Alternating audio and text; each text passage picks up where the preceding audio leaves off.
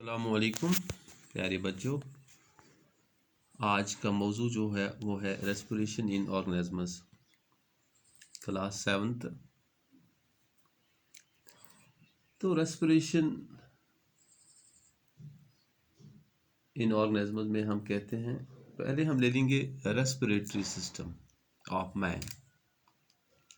अगर हम respiratory system इंसान का देखेंगे तो उसमें 3 ऑर्गन्स हैं। पहले at first nose, then trachea and then lungs. मतलब नोज, ट्रैकिया और लंग्स।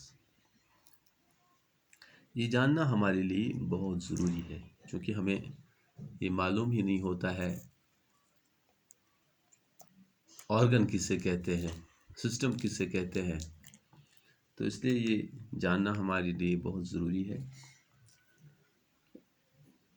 इसके बाद breathing and respiration.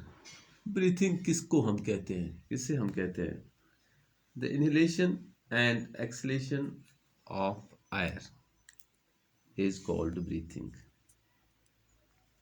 Hence, we can say breathing is a part of a respiration.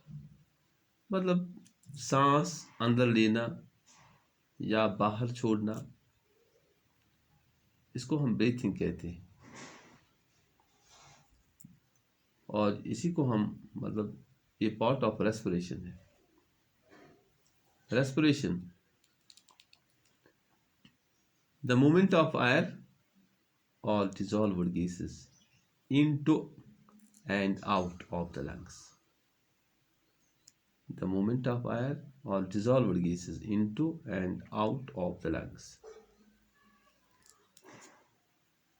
इसके बाद हम the process of breakdown of food in the cell, मतलब वो process जिसमें ब्रेक डाउन फूड होता है सेल में, with the release of energy, और वहाँ से रिलीज एनर्जी होती है, इज कॉल्ड सेल्यूलर रेस्पिरेशन। उसको हम सेल्यूलर रेस्पिरेशन कहते हैं। Cellular respiration takes place in the cells of the organisms. When the breakdown of glucose occurs in the use of oxygen, it is called aerobic respiration. Food can also be broken down without using of oxygen. It is called anaerobic respiration.